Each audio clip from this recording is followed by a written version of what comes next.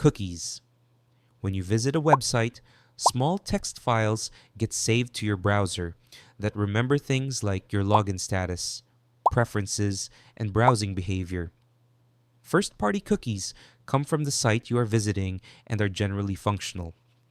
Third party cookies are placed by outside companies, usually advertisers, and follow you from site to site, building a profile of your behavior across the web.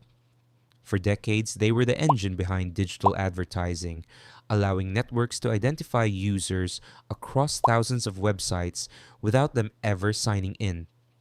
Browsers have since moved to block them by default, and regulations force the consent banners that now appear on nearly every site. But the drive to identify and track users never stopped. It simply shifted to methods that are harder to see. Browser fingerprinting.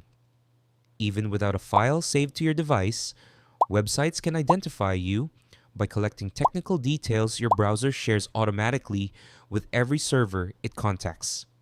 Your screen resolution, installed fonts, time zone, browser version, graphics hardware, and even how your system processes audio all get combined into a profile. Individually, none of these are unique, but together, they form a fingerprint accurate enough to identify individual users with high reliability. It happens entirely on the server side, so there's nothing on your device to delete and no visible sign it occurred.